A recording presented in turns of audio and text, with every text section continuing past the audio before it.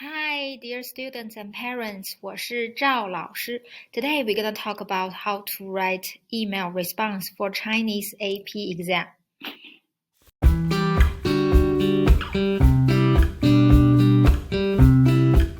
We have already talked about the criteria for the AP email response. But I still see a lot of problems when I see your email response. So I'm gonna re-emphasize those three criteria. So when you write your email, please remember those rubrics. First, task completion. Second, delivery. Third, the language use. So the first one, task completion. First one is the purpose fully addressed and the response on topic. So simply put, which is, do you understand the text? Please read carefully about the text and then make sure you understand it. Highlight the questions. So each email response each email will have 2 or 3 questions. So usually the first 2 questions are talk about one topic, just which one do you choose and why. The third question is talk about another general question. So you need to highlight the question and make sure you understand the question. Second one is the main idea clearly communicated with enough details. So simply put, which means you need to use at least 3 sentences to answer each question. So I see so many students only use 1 sentence to answer question. So here enough details is very, very important. And third one is writing properly organized and logically connected by transitional elements.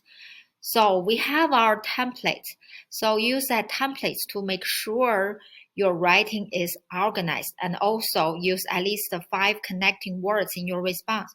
Some students are doing so good on this part, so we use a 3 transition word when we talk about the reason. The second criteria is delivery.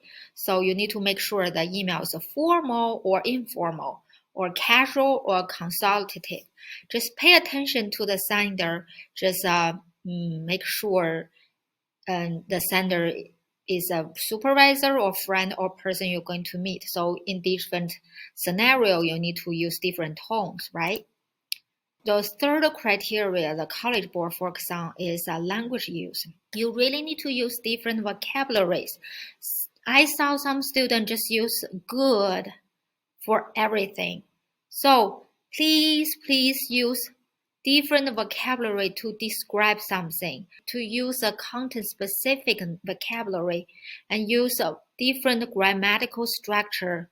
So use the transition words and choose the right Chinese characters. So you really need to pay attention to those 3 elements to make sure you can have a passing score for the AP Chinese exam. So what you need to do, first, you need to read the email carefully and highlight the 3 questions. So when you highlight the question, you know what to answer. And second one, you need to memorize and follow the email template. So if you can do better than the email template, you can write more. But if you don't know how to write the organized email, just follow the template, which is easy to do. The third one, you need to use at least 3 sentences to answer the questions. Please use 3 sentences. If you only use 1 sentence, there's no enough detail to support your point. And also, when you use at least 3 sentences, you have to use a transition words between each sentence. And also, please choose the correct Chinese characters. When you type the Chinese characters, there are tons of the characters with same pronunciation. Please choose the correct one. Otherwise, the grader won't understand your content at all. So please be careful. Please reread your email. Okay, let's talk about how to respond the email. We follow 6 steps. Here, this is our email response for last week. So this is a question. So when you read the email, please highlight questions. So just find the question mark, right? And then you know that's questions. And also pay attention to the email theme, email topic. So 该买什么礼物 ？What present should buy? So next week 小芳就要离开我们学校回国了。So just grab the keyword 小芳 a person's name, and then students want to send her a present or gift. So when you see two, you know there are two things. First one is like a video game machine. So 电子游戏 video game. And then 机 machine, right? Do we remember we learned 电视机 TV, and then 飞机 airplane. So 电子游戏机 So it's a video game machine. So two things. Another one is sports clothes. So 运动衣 So 但是还不确定他到底会不会喜欢 So if you don't understand this sentence, you can simply guess. So there are two options. You have to choose one. So this is a background. 你跟他从小是好朋友 You and her are good friends. This is very important. So this is a background. You can never mention I don't know 小芳 at all, right? You need to mention me, you, and 小芳 are good friends. And then 一定比我们更了解她. So we learn this word so many times. 了解 understand, or know her. So 你觉得她会喜欢什么礼物？This question is actually very easy. What present do you think she will like, and why? And 另外，我也很好奇，在你那里，什么样的礼物最受高中生的欢迎？ A lot of students don't understand this sentence. So, first you see 什么样的礼物 What present? See what present? And then 高中生 You know that word. So 高中生 high school student 欢迎 welcome, right? So from these three keywords you may guess. So which present is the most popular among high school students? So we all know this one. 给我介绍一下 Please introduce. You have a general idea about the email, so you can answer the email. So start your email with greeting. If you don't recognize the name, skip it. So in this email, the Chinese name is complicated, so just ignore it. Just say 你好，很高兴收到你的邮件。从你的邮件中我知道，我来说说我的建议或想法。So when you read the email, you already know. 从你的邮件中我知道你打算 you plan to 送小芳礼物 give a present to 小芳，但不知道送什么好。You don't know which present to give her. 我和她是好朋友 I'm a good friend with her, so I can talk about my idea. So again, 关于的第一个问题，我觉得 So what present she will like is a video game machine or a like sports outfit. Here we follow the hamburger graphic. So you need to have your topic sentence and your three supporting details.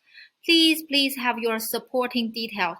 There are so many emails, just write, I think Xiaofang will like the sports outfit, and because he likes to do sports. And then it does make sense, but you won't have a passing score for your AP exam because you are now providing supporting details. So you need to say at least 首先 at first 他很喜欢运动，然后你要说他每周运动3次。其次I think you can buy the pink color or you can buy what style of that sports outfit. 我觉得你可以买粉色的运动衣，因为我觉得小芳会喜欢粉色。另外，我知道，小芳不喜欢玩游戏。I think 小芳 does not like play video game. So then you have 3 supporting details. So that's how you answer the first question. So in a new paragraph, answer the second question and give some details to support your opinion again. Okay, so 关于你的第二个问题。So this question is kind of hard. 在你那里，什么样的礼物最受高中生的欢迎？给我介绍一下好吗？ So this word 受欢迎，受 someone 的欢迎，比如说 Harry Styles 最受高中生的欢迎。So we already know 欢迎 is welcome, right?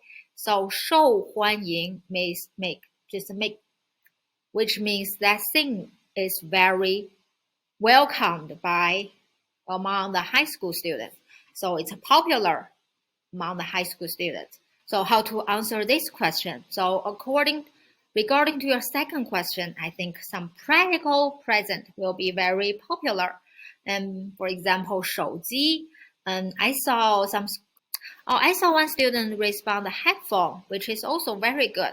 You can answer whatever you think what present is popular as long as you know how to write those words. If you don't know how to write those words, then pick something you already know, okay? Here we talk about 手机 before. So present you can give 手机 as a present, right? 你可以说因为高中生需要用手机给朋友发信息，用手机玩游戏，用手机拍照拍视频，然后可以用手机学中文。So again, 3 supporting details, and then you can summarize. So 手机 is the most popular present among high school students. Then you can say, I hope my email helps. So 希望我的邮件对你有帮助。然后祝好。So please follow this template. Right now, I think most of my students can follow the template, but the big thing is you need to use at least 3 sentences to answer your question. You need to provide supporting details. Otherwise, your email is too short, and they cannot see your language proficiency just based on your email response.